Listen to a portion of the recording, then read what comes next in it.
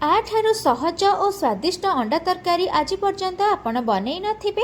एते सहज जे अंडा को अलग सिझिबाकू पड़िबनी किंबा भाजिबाकू पड़िबनी, बहुत सहजरे तैयारी हेबो। जदि सेथिपाई घरे किछि गेस्ट आसुचंती आउ आपनको रोषेई करबाकू इच्छा नाही, जल्दी जल्दी आउ टेस्टी किछि चटपटा बनेबाकू चाहुचंती, ताहले एई अंडा तरकारी को ट्राई करंतु। भात, रुटी, परोटा सबुथिरे खाइबा पई बहुत ही बढ़िया लागिबो। आउ मसला तो भी बहुत ही सिंपल प्रोसेस रे बनैबा, किंतु बहुत ही टेस्टी लागिबो। आपण घरे थरे ट्राई करंतु। नमस्कार, मो रोजालिन आपण मानको स्वागत करूछि आरएसएनवी होम कुकिंग को।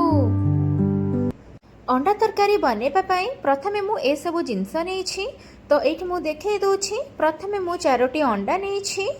आपण चाहिले एठी अंडा कम बेसी भी करि परिबे। एठी मु नेछि कटा पियाज, तो एठी मु 2टी बड़ साइज रो पियाज को छोट छोट पीस करके काटिकी नै जाइछि। तापरे एठी मु नेछि टमाट, तो टमाट एठी मु 2टी टमाट यूज करिछि। जेहेतु हमें टमाट को ग्राइंडिंग करबा, तो एमिति टाइप रो मु काटि नेछि। एठी मु नेछि अल्प किछि रसुण आउ 5 ରୁ 6टी कंचा लंका। आपण चाहिले कंचा लंका एठी राग पई कम बेसी भी करि परिबे। एठी मु नेछि अल्प किछि धनिया पत्र। एबे हमें मसला को ग्राइंडिंग करबा, तो सेथिपाई गोटे ग्राइंडिंग जार नहीं आसी। जार आनी सारा पर सेथिरे हमें दे दबा कटा जाइथिबा टमाट को। एबे हमें दबा कंचा लंका आउ रसुण। एबे हमें धनिया पत्र दे दबा। एई मसला रे हमें जमा पानी दबानी, जेहेतु हमर टमाटर रो पानी बाहरिबो, तो सेथिपाई हमें पानी दबानी। एबे हमें यहा को ग्राइंडिंग करके नहीं आसीबा। एठी देखंतु मसला को मु भल से ग्राइंडिंग करके नहीं आसीछि। आपण ठीक एमिति ही मसला को पालिश करके ग्राइंडिंग करके नहीं आसीबे। एबे चलंतु हमर अंडा तरकारी बनेइबा। सेथिपाई मु गोटे कड़ाई नहीं आसीछि। कड़ाई टिके गरम होई सारला परे सेथिरे हमें तेल नबा। तो तेल एठी मु सोरिष तेल यूज करिछि। आपण चाहिले रिफाइन तेल भी नहीं परिबे, किंतु नॉन वेज आइटम रे टिके सोरिष तेल यूज कले तार टेस्ट और स्मेल बहुत ही बढ़िया आसीबो। तेल टिके हल्का गरम हो सारा पर से आम कि सुखिला मसला दबा। तो सुखिला मसला रे एठी मु नेछि गोलमरीच, दालचीनी, लवंग, गुजराती आउ तेजपत्र। ए सब को आम तेल रे टिके हल्का हल्का करिकी भाजी नबा।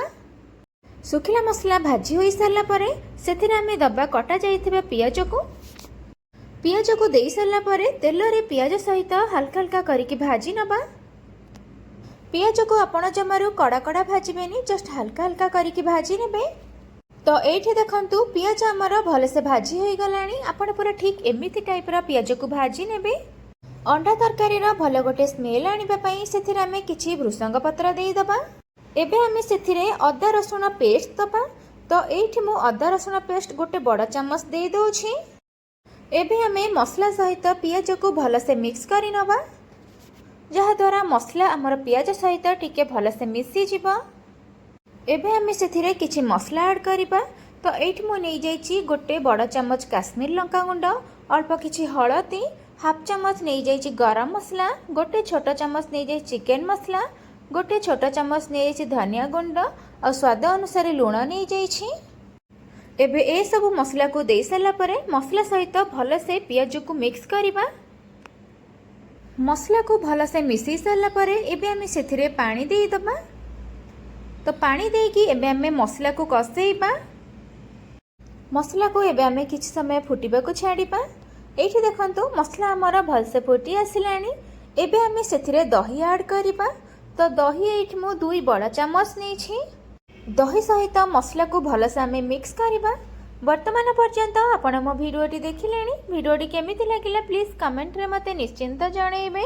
जदि भलो लागिथिबा ताले लाइक करिवे, शेयर करिवे। एबे पर्यंत आपण जदि मो चैनल रे नुआ अछंती ताले सब्सक्राइब करि दियंतु। आपण दिने एमिति सहज उपाय रे अंडा तरकारी बनांतु, देखिबे खाइबा को बहुत ही बढ़िया लागिबो। बिना झंझट रे आपण एई तरकारी को बनै पारिबे। एबे हमें सेथिरे ऐड करिबा मेथी पत्र। मेथी पत्र दबा द्वारा तरकारी टेस्ट बहुत ही बढ़िया आसीबो। एबे हमें अंडा दबा। तो अंडा दबा पूर्व आपण गैस को लो फ्लेम रे रखिबे, जमारू भी हाई देबेनी। हाई देले हमर अंडाटा सबआडे टिके स्प्रेड हो जिवो। तो सेथिपई आपण गैस को लो फ्लेम रे रखिबे। एबे आमे गोटे पर गोटे अंडा को देईदबा। एठी मु 4टा अंडा यूज करिछि, आपण चाहिए अंडा कम बेसी भी करिकि नै पारिबे।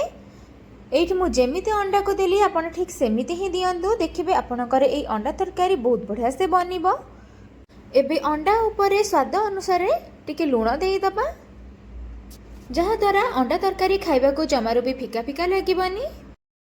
एबे ता उपरे लंका गुंड टिके छिंची नबा। लास्ट को आमे धनिया पत्र को गार्निशिंग करी नबा। एबे आमे एही अंडा तरकारी को 5 रु 7 मिनिट पर्यंत कवर करी नबा। आपण ए स्टेज रे गैस को लो फ्लेम रे ही रखिबे। एबे चलंतु आमे चेक करिबा। एठी देखि पारुथिबे हमर 5 रु 7 मिनिट हेई गलानी। अंडा तरकारी पूरा परफेक्टली बनी गलानी।